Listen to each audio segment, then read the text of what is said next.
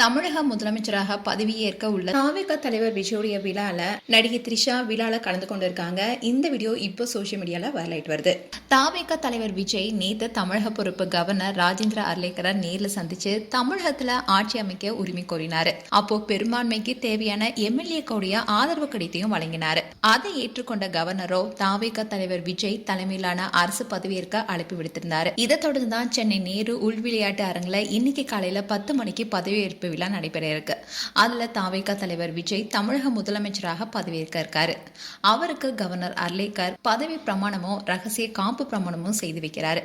அவருடன் புசி ஆனந்த், செங்கோட்டையன், ஆதவ் அர்ஜுனா, நிர்மல்குமார், அருண்குமார்னு உட்பட 10 பேர் அமைச்சராக பதவியேற்க இருக்காங்க. இப்படி இருக்க சொல்லதான் நடிகை த்ரிஷா விழால கலந்து கொண்டிருக்காங்க. இந்த வீடியோ இப்போ சோசியல் மீடியால வைரல் வருது.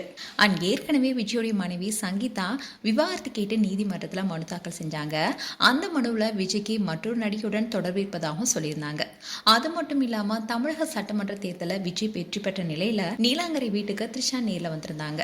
இப்படி தேர்தல் முடிந்த நேரத்தில் கூட இவங்க 2 பேருமே ட்ரெண்டிங்ல இருந்தாங்க.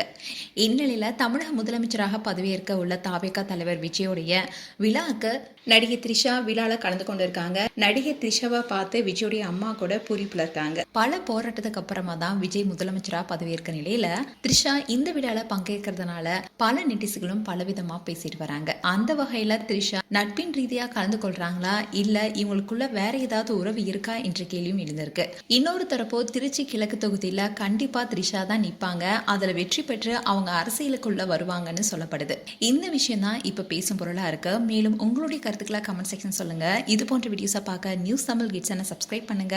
மறக்காம நோட்டிபிகேஷன் பட்டனை கிளிக் பண்ணுங்க.